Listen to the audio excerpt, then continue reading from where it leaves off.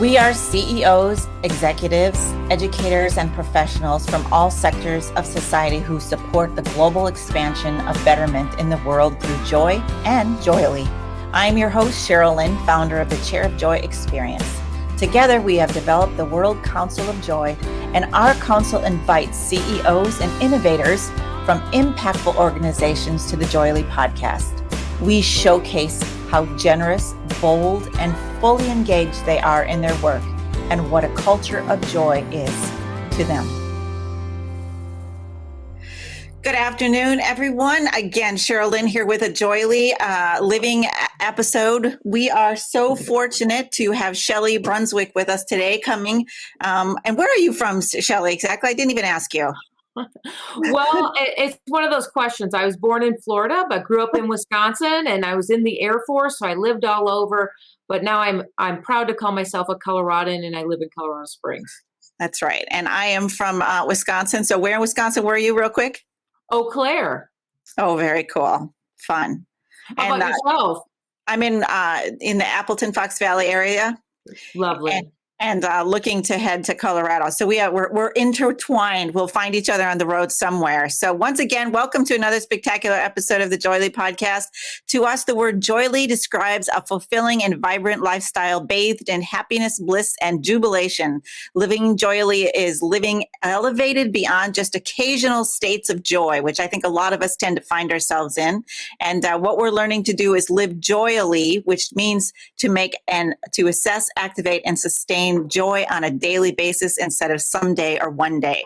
And so today we are fortunate enough to add grow to this growing list of those living joyily with yet another delightful guest. So Shelley Brunswick, man, your list of things and where you've been and what you're doing is incredible. So as the Chief Operating Officer at Space Foundation, she will light us with many possibilities for contributing to the global space ecosystem. So Shelley, without further ado, I would just love for you to kind of give us a little bit about your background, and then we'll get into all the many, many juicy questions I have for you about joy.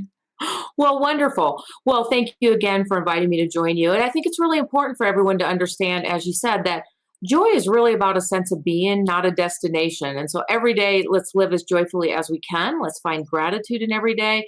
And I certainly live my life that way too, as well as talk about the global space ecosystem, as you said.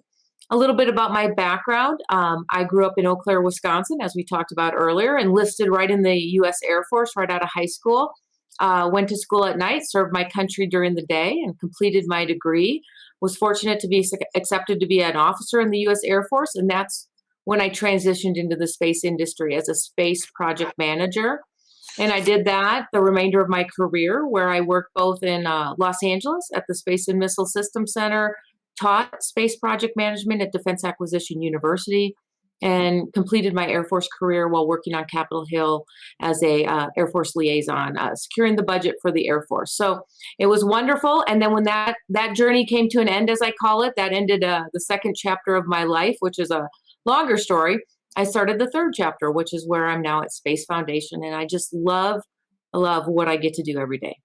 Where was the initial spark for the space industry? Do you remember what happened or when it came down to you that said, this is the business that I'm going to be in? I think similar to most people's journeys, you don't really know where your final destination is going to be. What I did along the way was I always had goals and I set expectations for myself. I've been a lifelong learner. I encourage your audience to always be lifelong learners. And as opportunities opened up and the door opened, it presented an opportunity. I had the background, the knowledge, the skills and abilities, and I was able to apply for it. So originally, you can think back 30, 40 years ago, the space industry was primarily male. It was primarily run by governments, Russia, China, the US, and you were primarily a STEM professional. So for me, originally in my career, this was never a possibility. It was about launch vehicles and astronauts.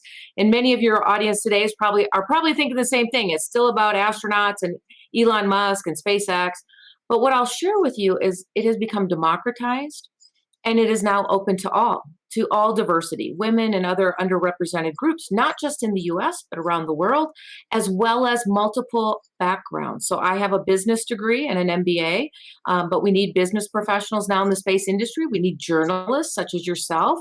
We need artists. We need project managers, non-STEM professionals in the technical fields. So where we've come over the last 40 years has changed immensely.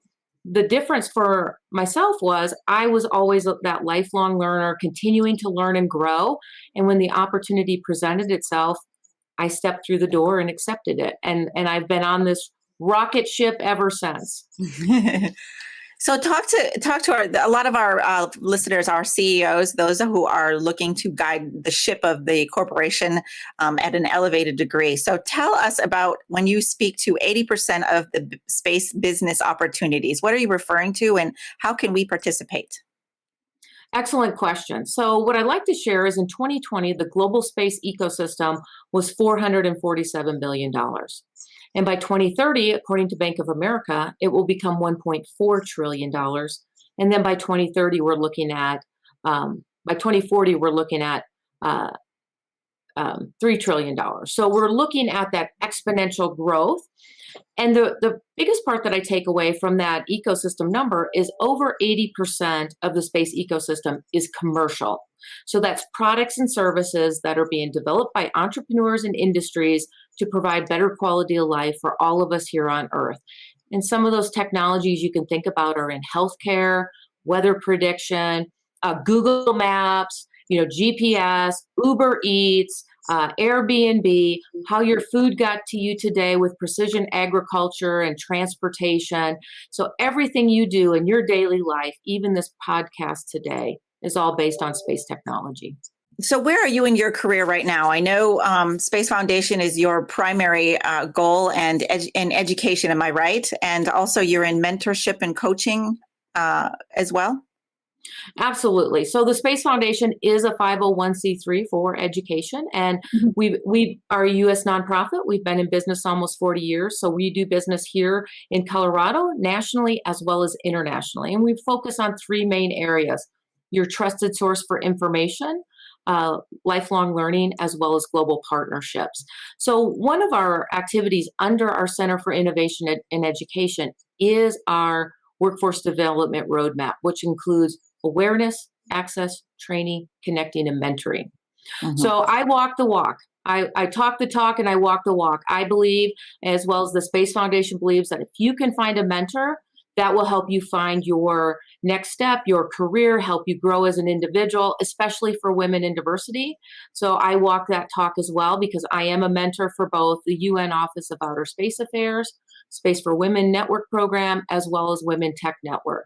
And so I have several mentees, proteges, and I learn as much from them as they learn from me. It's been a fantastic journey. So for your audience, consider being a mentor. No matter where you are in your career, even if you're a college student, you could mentor high school students. If you just are early in your career, you could mentor those college students. And you have so much to offer the next generation. Thank you for that. I think just the invitation alone, I think, is really important, right? Because I feel like the conversation that you're involved in is very maybe too far off for a lot of people, right? And so it's just nice to hear that the invitation is there and the ability to want to learn more if you want to is available.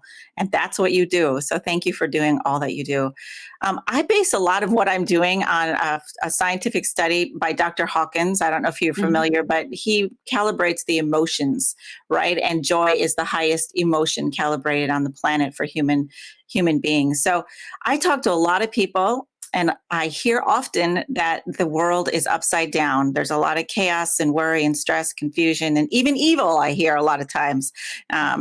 So what do you think, as from a global perspective, about the state of affairs? And then how do you address those in your own work and career on a daily basis? Well, the first thing I say is turn off the news. I mean, it's wonderful to know what's happening. My husband loves CNN, so it's on 24/7 in our home, but I have to leave the room.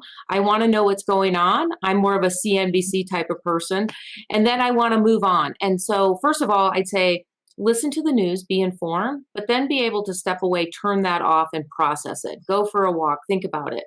And then the thing that I'm so fortunate about is that Space Foundation is every day, am I working towards that goal of creating more access and opportunity for everyone in that space ecosystem. So some days I may have more emails I have to answer. Other days I get to talk with wonderful individuals like yourself to create that awareness that we need all individuals to come into the space ecosystem and look for opportunities.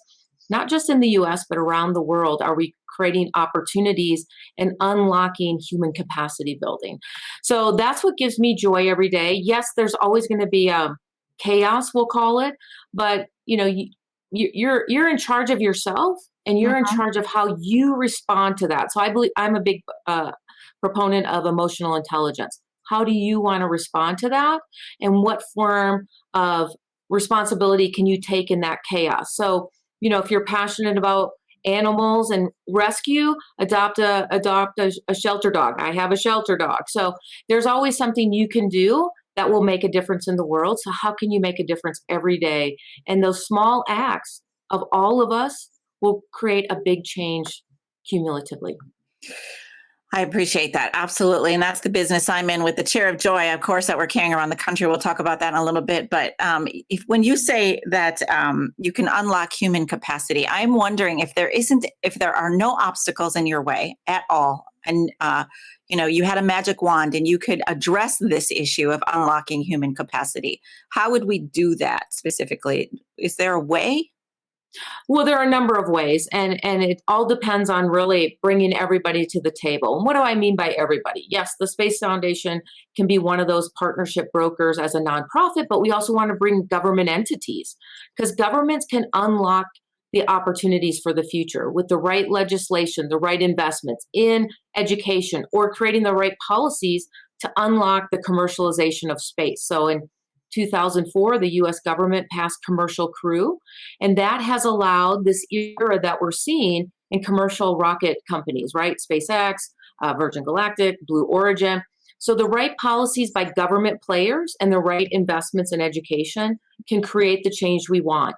Then we have to work together. And again, with the right training, then we create the networks. So there are a number of networks around the world. The Space Foundation, we are the global convener for our annual Space Symposium that takes place here in Colorado Springs. We also have a virtual online platform called Symposium 365. So it's on demand all the time. And that is your trusted source of information. But there's also Space Generation Advisory Council, WomenTech Network, Women in Aerospace. So find an organization that you also share the passion, and that's how we can continue to move things forward. And again, find a mentor. So we are moving the needle together by doing those things. Is there an ultimate destination for you? Is there a legacy, if you will, or something that you'd like to see or achieve in your lifetime? I'm so grateful that last year we launched our Center for Innovation and Education at Symposium. It was during COVID. It was at a time when the world really did need hope. And again, we're reaching out to those underrepresented groups who don't think space is for them. So launching during a pandemic when individuals were losing their jobs, and the space industry does have higher paying jobs in the US than equal jobs in other sectors. It was a great opportunity to create that awareness that you may have not thought about the space industry, but again, we need all those individuals from, diplomats and, policymakers and trade workers and project managers and STEM professionals and journalists and artists. We need you all to consider coming into the space industry, great paying jobs. The US and other countries may be leading the way, but that is starting to expand into other countries, like in Africa. They have launched the African Space Agency. So you're seeing a lot of excitement. Next month, I'll be in Dubai, the UAE Space Agency, but Dubai Expo is taking place, and they have the 7th through the 24th is Space Week, and they have 192 pavilions, the US, the French, the Russians. There'll be some amazing things to discuss about space, both about going out there, returning to the moon and Mars, but how we bring that space technology back here to Earth to benefit everyone's life. I don't know if that's a legacy. I hope that that hopefully I'm spurring the next generation to fill all those wonderful jobs that will continue to make humanity not only harness what we have here on planet Earth, but also how we reach for the heavens. Awesome. Oh, and how do you see yourself participating in that role in Dubai? What do you do? What do you have a role there? I have several roles there. So I'm very honored that I've been invited by the Expo 2020, as well as the U.S. Consulate in Dubai. And I've also been invited by the U.S. Embassy in Doha to participate in AstroCon 21 at Doha at the planetarium. So I'll be going there first to talk about space and all the opportunities in Qatar, as well as then going on to Dubai to talk about at Space Week during Dubai Expo. It'll run 7 days, and almost every day I am either speaking, moderating a panel, or going out to visit a university or a primary school to talk about the great opportunities that are in the space ecosystem for all citizens on planet Earth. Sounds like all age groups that are getting to hear your message. Did I see you were a judge in something, or was that past or coming up? I am going to be a judge and a mentor for NASA's Space App. So that's a challenge program. And this will be the first year that we'll be doing that actually virtually. And it's in Brescia, which is in Italy. So I am judging that. And the woman that runs that, Chiara, she's amazing. She is also a UN Space for Women mentor, and I'm a UN Space for Women mentor. So we built our network, and she said, would you please help be a mentor and a judge for our event? And I said, of course. And that's allowing kids to come in, create apps, and inspire that next generation to pursue space careers. So I'm excited to be invited to all those type of events. I'm excited to speak in Dubai Expo. I'm excited for Italy. I was invited to speak at the first African Space Week due to COVID that has been postponed, but when that's back scheduled, I look forward to joining the 55 countries in Africa and how they want to pursue their space ecosystem. Wow, you are a woman on the move. There's nothing holding you back right now, right? You're able to move around and get out of the country, so that's phenomenal. Well, some of my getting out of the country is just like we're talking today. It's virtual. And then in some cases, we are able to go to Doha and Dubai as well. We're obviously COVID standards. And so we do, I do ask all your listeners to be careful of COVID, be cautious, get vaccinated. So I am vaccinated. So I am traveling vaccinated. I will be tested before I go, and I will wear a mask and socially distance. So I am doing all the precautions in the new normal that we all have to do to get back to normal. That's awesome. So we're doing this Chair of Joy thing, and I would love for you to participate or to go through the practice with me real quick. I'd love to get to know you a little bit better through it and also get your opinion about it. Wonderful. So, great. So thank you for that. Are you at home today? I am at home today. So if you could look around your home and pick a chair of joy away from your computer, somewhere that you go sometimes to sit that isn't right in front of the computer, that you can maybe be quiet and rest a bit, where would that be? So it's right here in my office, and my little rescue dog, Bella, is sitting in my chair. I have a beautiful home office that faces the west, and so I can see the beautiful Rocky Mountains and Pikes Peak, and it gives me great joy just to look out and be blessed with the wonderful place I get to live. And even during COVID, when we were all quarantined over the last year, to have a wonderful home and office like this to get to work from. And what color is your chair? What kind of chair is it?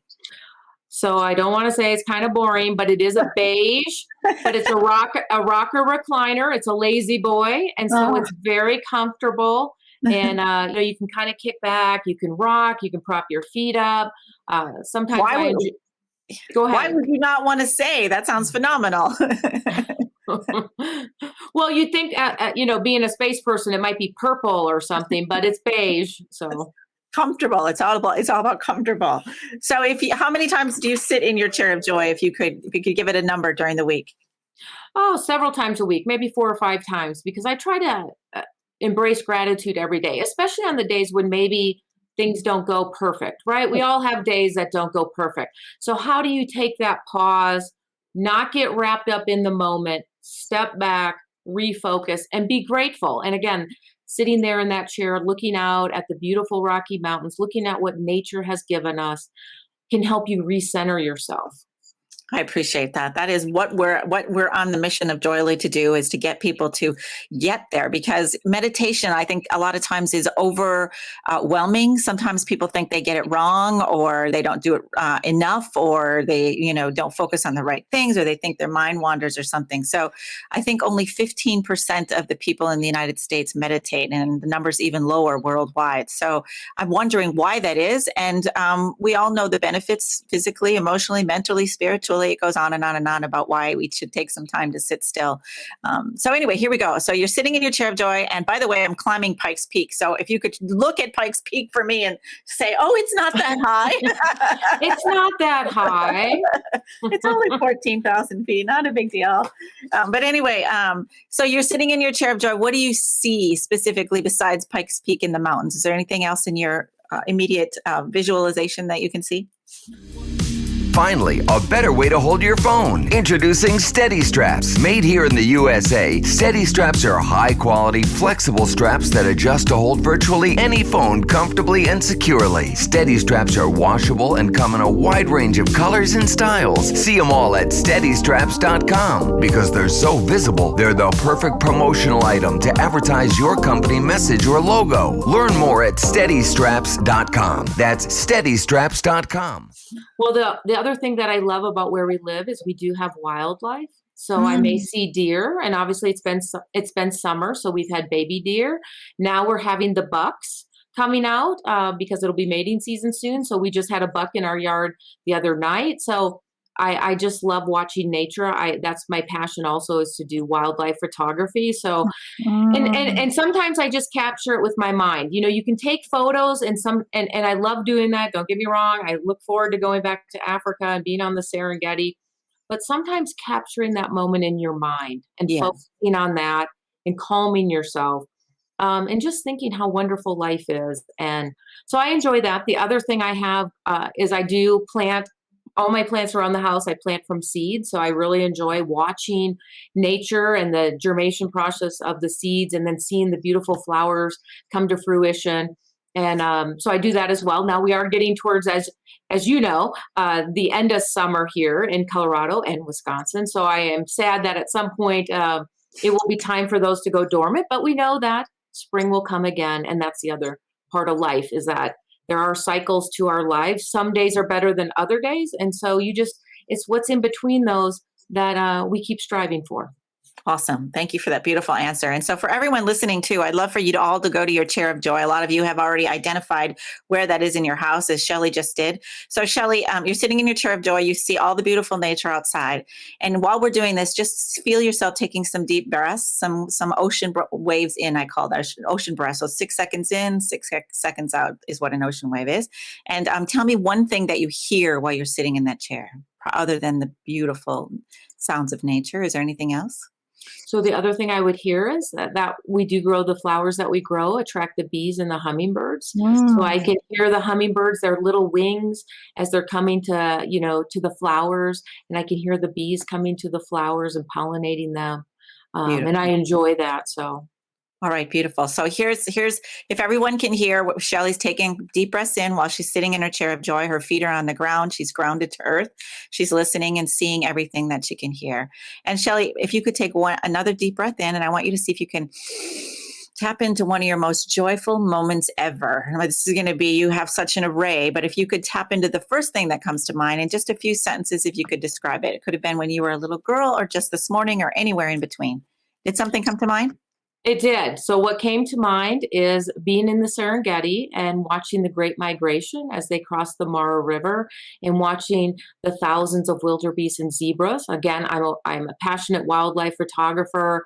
I love being out in nature and just watching nature as the migration process happens. And again, it's a reminder that we're also in a process that, this is one step, and every day is a step in that journey. So I can just still vividly see the wildebeest crossing the Mara River, the zebras.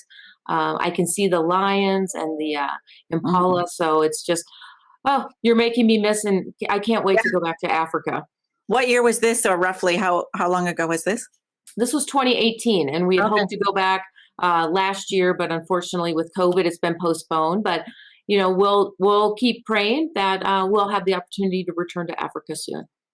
Great. So if everyone's doing this and wherever it is that you are, whether you're standing in grocery line at the store or, whatever your place is where you can just stop and be quiet for a little bit, we heard an amazing story of Shelli's first moment of joy. So Shelli, while we're talking, just let that moment resonate from your head to your toe and just feel the moment when you saw all the nature and the migrating and just, I don't know, were you sitting in a truck or, God, just imagine all of that. That is just beautiful. And then one more moment of joy. So deep breath in. Let's go to another time in another place. Something else where Shelli was just cooking on all pistons. Did something come to mind? I can always tell you get this little smirk and you're like, that's where I was. So the other moment of joy is when I married my husband. We've been married 5.5 years, but we've known each other more than 15. And it's not necessarily my moment of joy, but it was my mother's moment of joy. And knowing how happy she was to watch me get married and have a beautiful wedding, and all our family and friends were there, and be able to marry my life partner who has been with me for a long time, but we finally got married, and it's less about my moment of joy, but giving my mother her moment of joy.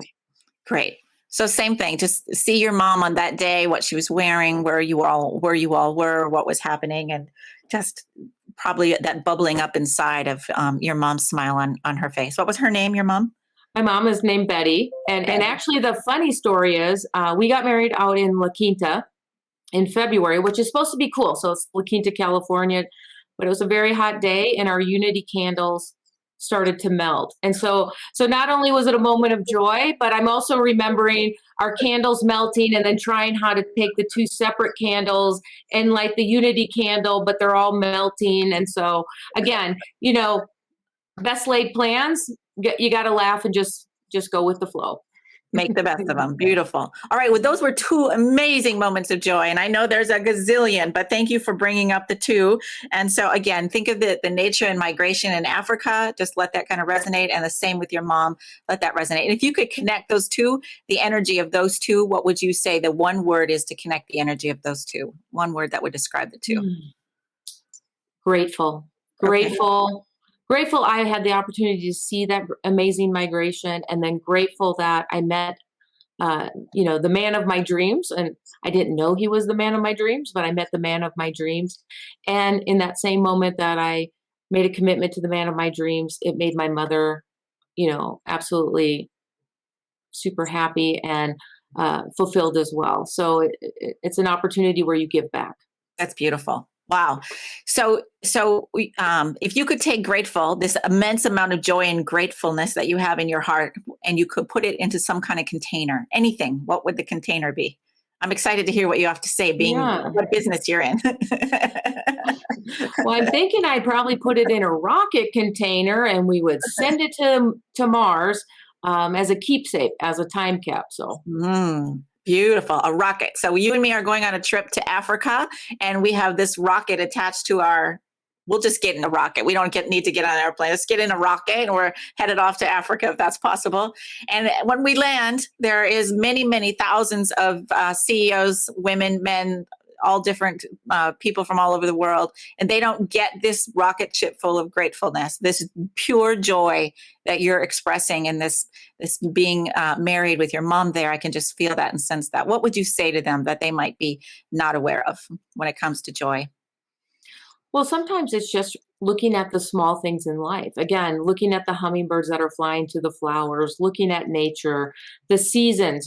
As fall comes, we may be sad to see the leaves die and fall from the trees, but we know that spring is coming, and that, for all the CEOs who are out there thinking, I'm not feeling the joy, just pause, reconnect with nature, reconnect with yourself. As you said, be centered and connected, and the joy will start. The other thing I've learned is you don't feel joy similar to meditation. You have to do it. You can't just say, I'm going to feel joy and now I'm going to feel it. Sometimes this is something similar to meditation you have to do for a while, just like going to the gym. You can't just go to the gym and tomorrow you have the body of a 24-year-old again. I'm not sure I'll ever have the body of a 24-year-old again, but by going to the gym day after day after day after year, you get there. And so that's how joy and gratitude work. You do it every day. You may not feel it today or tomorrow, the next day, but you might feel it next month and 6 months down the road, and it grows. And so you just have to plant that seed and be patient. And I appreciate that. And would you agree that it's possible that we could have more intention and focus on that conversation and in creating joy in our lives as a population? Do you think that there's a need for that? I absolutely think there's a need for it. You go to some countries and they're, people are very happy and joyful. And in the U.S., sometimes we're not as joyful. And I'm going to say definitely during this past year of COVID, It has been a very challenging year. We've had to learn what resilience is, persistence, tenacity. There are bad days. I think I know several people who've been personally affected by COVID. So how do we still find joy in that? And so sharing that joy, even on the bad days, that's when you really need to grab onto it and hold on to joy. Thank you. I appreciate that. And you can see how the chair of joy sitting in it as an anchor, right? And just really taking a couple minutes to call in a couple of memories and then finding connecting word, which you said grateful. So I feel like you give that a lot of energy. People use different words for that, which is faith or adventure or playfulness. It's kind of the thing that you go, oh, right, that's what's been missing. And no wonder I'm not feeling any joy today. I'm not doing anything intentionally on a daily basis to change that in my world. So I appreciate that. One last question. If we could give this rocket ship away full of gratefulness and joy, who would you give it to today and why? Who would you give it away to and why? Well, my goal is to pass it on to the next generation because they're the ones who are following us. They're the ones that are going to take what we've started in that space ecosystem and STEM careers and data analytics, and they're going to grow it to the next level. And so I want to give that rocket ship full of joy to them so that their futures are beautiful and bright and fulfilling. And do you think with that, wow, that's brilliant. A rocket ship full of joy to the next generation. I want to be there when it lands. That's beautiful. I can just see that happening. So would you say, and I'm just curious because when it comes to young people and starting out in new careers, do you think they are making decisions based on what brings them joy, or are they making decisions about what they're going to do in life based on, oh my God, mom says I have to do this, that, or the other thing? So I'm wondering if they're finding you and how can we assist in that? Do you know what I mean? So I would say that most people who want to be in the space industry are very passionate about the space industry. The group that I'm trying to reach are those who don't know they can be part of the space industry. But once we can break down that barrier, that space is not for me. Is that a woman? Is that diversity, inner city, rural, different regions of the world? Let's break down that barrier, that perception that says space is not for me. Invite them into the space ecosystem. Because once they're inside it, they're going to find that joy and that excitement that I'm part of the future of space, which really, as I shared with you, space is part of our daily lives already, whether it's in medical, healthcare, telecommunications, energy and energy storage solutions. So let's invite everybody in. You have your work cut out for you because there is so many people in the world that would love to work with you, and they just have to learn about, what the opportunities are, and that is what you're doing. And I just want to thank you for being here and sharing that. My last question for you is, first of all, what would you like to leave our listening audience with? And then also, what was your biggest takeaway today? Well, I'm going to say my biggest takeaway is the rocket ship of joy to the future. I mean, I'm going to memorize that forever. Every time I sit in that chair now, I'm going to think about our conversation in the rocket ship of joy. And my biggest takeaway and my biggest thought is, let's try to remember to be kind to one another. In a world where you can be anything, let's be kind. Let's nurture people's dreams, goals, and ambitions. Let's be mentors and role models for them. Let's help them find their pathway. And I would personally like to help you find your pathway into the space ecosystem. Lovely, lovely. And you have a book, right? I do not have a book, but I'm thinking about it. See, you're planting the seed for me. I am considering writing a book. I think a children's book with a rocket ship of joy would be perfect. Wonderful. I'll reach out to you. We'll have to collaborate on that. That would be really fun. So my ask for you today is, can you find that chair of joy more than a couple, 3-4 times a week, like maybe 2 or 3 times a day? And what do you think would happen in the world if everyone sat in their chair of joy 2 or 3 times a day? I think, first of all, many of the challenges we perceive that we have every day would diminish. We would be able to refocus and realize that what we're perceiving is not as bad as it's being portrayed, and we may be able to find that solution a lot faster. So I think if we sit in that chair of gratitude and joy more often, we're going to actually be more settled and find better solutions faster. Perfect. Last question. When someone's watching this and they go, you know what, my teenager or my college student or my someone in my life wants to be part of this, what do you suggest that they do to learn more? So there are a number of great organizations out there depending on their age groups. There's Women in Aerospace. There's Girl Scouts has some great badges. Boy Scouts has some space badges. NASA, if you're a parent, NASA has some wonderful material for you to share and do as a family activity. Sit in front of your computer and look at some NASA education material. Watch documentaries together. Go to a science center. So there are so many things you can do. If you're a young adult, join Space Generation Advisory Council. Look at the UN Office of Outer Space Affairs. They have a number of organizations. Connect with individuals that are like-minded on LinkedIn, and you too will find your path. I'm just curious about scholarships and funding. Is there lots of opportunity to get involved no matter what, no matter how you are set up in the world? So what I'm going to share with you for individuals who want to be entrepreneurs and are looking to develop that space technology I talked about, NASA has thousands of patents from the space era that are waiting to be commercialized. And they do have grants, small business innovative research grants that you can apply for to help you develop that technology and bring it to market. So all your listeners who are thinking, I've always wanted to be an entrepreneur, but I don't know what I want to do, go check out the NASA Technology Transfer Office. That would be a great place to start. And again, for all your aspiring listeners, there are a number of fellowship programs. Brooke Owens Fellowship is a great one. So look for those fellowship opportunities. Check out that NASA website. We also post that information on our spacefoundation.org portal. And here's a little thing for all your listeners. October 4th through the 10th, is World Space Week. So the Space Foundation, as well as organizations around the world, will be hosting numerous activities that you can participate virtually, and maybe you'll find your pathway into the space industry. Beautiful, Shelley. Thank you for being here and expanding joy and raising the vibration of joy on the planet with me today. I absolutely commend you and your tenacity and your perseverance to make sure that the space industry is well known and available to everyone who wants it. So thank you for being here today. I really appreciate your time. I'm very honored to have joined you today, and thank you so much for reminding me how grateful I am for everything that I'm able to do and support the future generation. You're very welcome. This podcast is a part of the C-Suite Radio Network. For more top business podcasts, visit c-suiteradio.com.